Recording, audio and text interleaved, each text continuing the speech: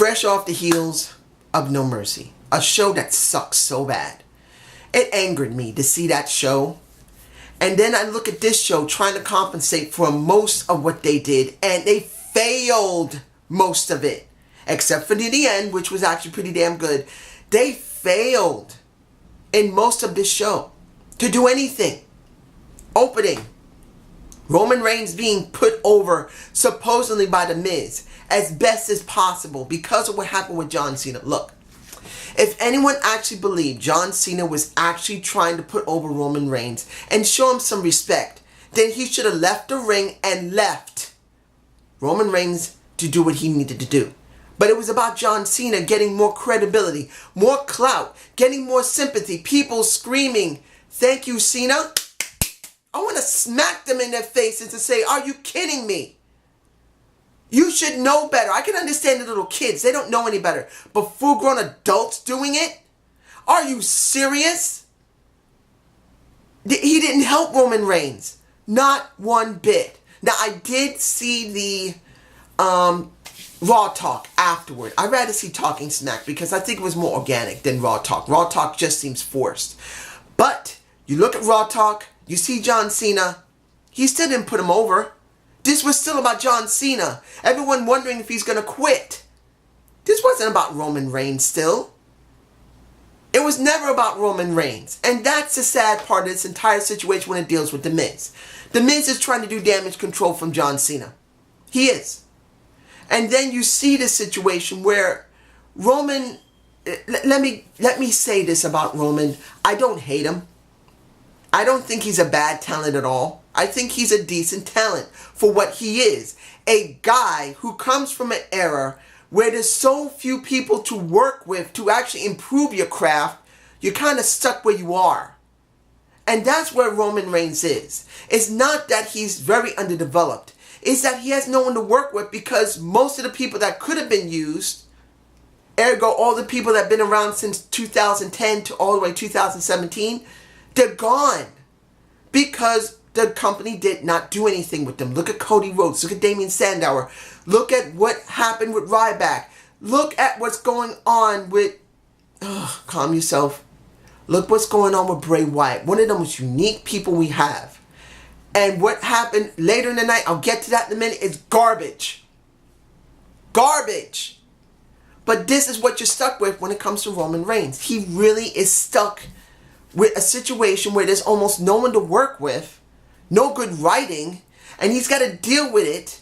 And then you see The Miz. The Miz comes from the era where they were allowed to build people properly. That The Miz reworked himself, took what he could take, and then moshed it together to make it work.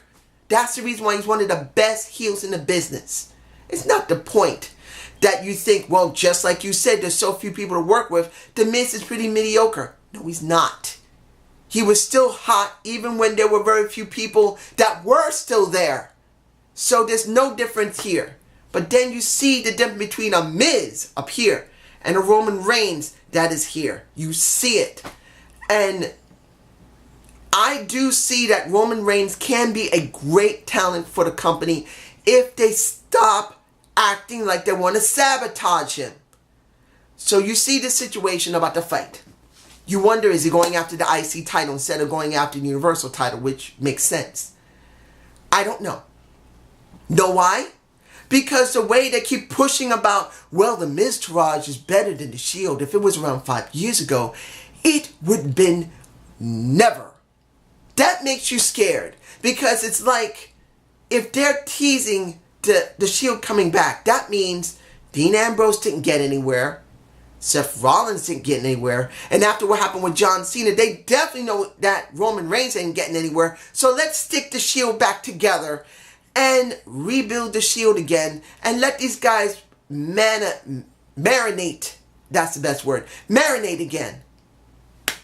Are you seriously telling me, after you broke them up nearly 3 years ago, when you could have given them a little bit more mileage and actually worked with them a little more, you broke them up, you let them go in 3 different directions, you saw that the directions were not working, but you still pushed them anyway because you just wanted to do it, and now you're going to throw them back together because they're not doing anything because you're not doing anything with them.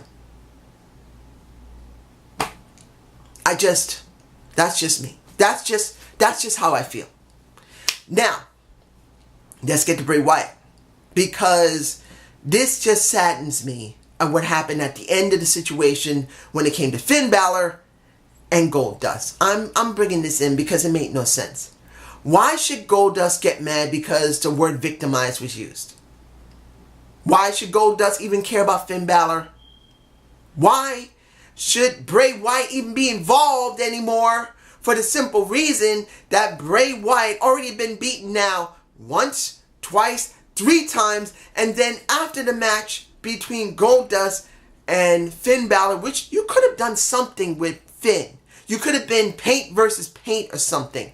Finn Balor being annoyed and being angered to the point where he brings out the demon again. And then you have the Goldust versus the demon. That would have given something. But no, you rush it. You let them face one another in the ring. Finn wins, but for what? He didn't win anything last night in man versus man. And now you do this little bit about the whole world in his hand singing of the little kid. The lights go out. And you wonder what the hell's going on. Why? You're burying even more both of these talents. Finn's being buried because he's got nothing to do. And they're not going to let him use the demon often. Very rarely will he ever show the demon, which that is the only gimmick he has. And I'm not saying it's a great gimmick. It's his only gimmick. Then you have Bray Wyatt, who again shows incredible ability to talk. A decent worker in the ring. And does not win anything. And there's still people still being stupid enough to wave the cell phones in the air for nothing. Just so they can be seen on television. I don't care if anyone says, oh no, we're doing it because he's great. Really? If he's great, why hasn't he been pushed properly? Why isn't he a real true eater of worlds instead of jobbing all the time to low-tier wrestlers? Finn Balor is a low-tier wrestler. He is. It's not that he's a bad wrestler. They got him booked as one. Then, you got the tag match between the women. Why? And worse, Nia Jax loses again. Why? I don't even need to say any more than that. There was no point in the match. The person you should care about is Nia Jax. But you can't do that because they don't want to push Nia Jax. Then you have the talk between the Mickie Jane and finally, why did you do this over almost 6 months ago or 7 months ago or 9 months ago? Why didn't you do this on SmackDown Live with these two? Why? I'm not saying I wish it was done like that and forget about Naomi Knight. Naomi, no. But the thing is that since Mickie Jane went to Raw, you have barely seen her. She hasn't done anything. Now, if she had been hurt, fine. She got hurt. That's the reason she was not on TV. But we have barely seen her. And if she had been hurt, she could have still been on TV briefly. At least let us to remember. Other than when you saw her with Emma. I just feel like now it's a little too late. Because if Asuka's coming in 3 weeks, and then you're going to have a battle between the current champ and Alexa Bliss versus the past champ and the Mickie James, it's not going to really mean anything, especially that Asuka's going to wipe the floor with them. Because the only person that makes sense that should have been champ was Nia Jax. And it's not because she's the most dominant woman, the best talker, the best ring worker. She's a big woman that will make the other women have to work. Which will make the people who are watching in the stands care a little bit more. Because the women are all tiny and they're kicking the ass of a small... You see how angry I am? How can 2 women kick the ass of a monster woman? She shouldn't be able to lose. And she does constantly.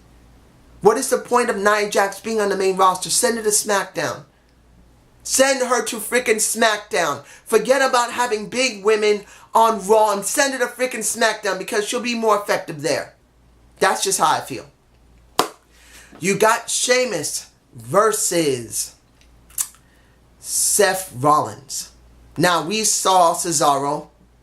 He wasn't talking because he can't, because they stated that his two front teeth, these teeth, were shoved up into his gums by 4 centimeters. If I'm correct, 4 centimeters is like this. That's up your freaking nose practically. And he had to have surgery up in here, somewhere up in here, to get those suckers put back in. Oh my gosh, that must have been painful. I don't blame him for not even opening his mouth barely. The match really didn't mean anything, because without Cesaro, Sheamus doesn't work. And now that Cesaro's hurt, he's not going to be able to wrestle until he recovers. That could be several weeks to a month at least for all that gum damage to be repaired. So thank you. Thank you so much, Dean Ambrose. And oh, that kind of makes me feel a little bit better. You have a segment with Curt Hawkins, who's at 218 losses. Keep it up. Please, WWE, do not let Curt Hawkins win. I'm not saying lose. Don't let him win yet. Make it special. And then the people will cheer. If you just let him have it anytime, it's stupid. He says, I'm waiting for the next person. Braun Strowman comes in to destroy him. Then Braun Strowman says, I want competition. Dean Ambrose comes out and he gets destroyed. I'm glad he gets a little hurt because of what he did to Cesaro. But then this doesn't help. This does not help Braun Strowman. Why was he struggling with Dean Ambrose when he should have been able to destroy him? Oh, it's because he got beaten up so badly by Brock Lesnar. He should have won against Brock Lesnar. I know this is a rant video. I'm sorry. I have to say it because it's the truth. It's dumb. It's dumb. Now, the last thing I'm going to talk about is, the truth hurts. He makes money. I think that's the best and only title I can use for this video. Enzo Amore, at the end of the night, got a segment. A 205 Live champion had a segment. That was special. I'm not a huge fan of Enzo, but he knows how to talk his way out of anything. It makes sense that he would have to cheat to be able to get that title because he can't wrestle. That's why they booked him. He's a gift of gab, as he says. A Skywalker, the main talker of Monday Night Raw. That's what he is. And that's what he did. It wasn't perfect at the end of the night. Let's be honest. He was botching a bit. There's no lie about it. But the crowd went with it. Even though he went up and down. He did, and I follow my hand. He did make them pay attention to him. And then when the 205 Live entire roster came out, they were pissed, which made it even better. He actually made 205 relevant, at least for this segment at the end of the night. And he said it himself. Look, dude, and this is once Neville came out, cut a pretty good promo, got into the ring before he beat the shit out of him. He said, look, dude, look where you are. If you don't know what time it is, this is the last hour of the show. You've had the title for 9 months. Have you ended in the show? No, it is me. I'm the one who makes the merch. I'm the one who makes the money. Nobody, and actually they all make almost about the same amount of merch money. There are differences. Enzo's has been a bit higher than most. But let's be honest. They almost make almost the same amount of merch money. But in the end, he is right. When was the last time you saw a 205 Live wrestler end the show? Not even when the Cruiserweight Classics was going on did they allow them to end the show. Well, at least not often. Or even have a talking segment for that matter. It was always somewhere in the middle of the show. This was the end of the show. It was Enzo, and it was beautiful to see that they did something different. Enzo ended the show. He got his ass destroyed. Now maybe people might be interested in looking at 205 Live. I don't know. I doubt I'm going to watch 205 Live after SmackDown because I do a video review after it. Maybe I'll try and see it on a Wednesday if I can.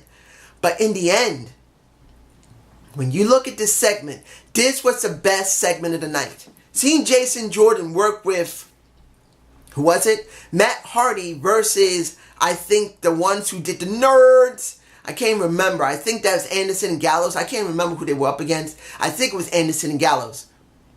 I didn't really care about that. Yeah, it was good to see Jason Jordan have a match with the Hardys, but the Hardys ain't doing anything. Seeing all the other things throughout the night, I didn't care. For the simple reason it didn't make any sense what they did at No Mercy, and then they doubled down on it in this Raw. The only thing that was good was the Enzo ending. That was the only thing good throughout the entire show. And I recommend you watching the end of the show. Nothing else matters. Nothing. And that's sad, but it's the truth. And this is just my point of view. Have a good day. Have a good night. Peace!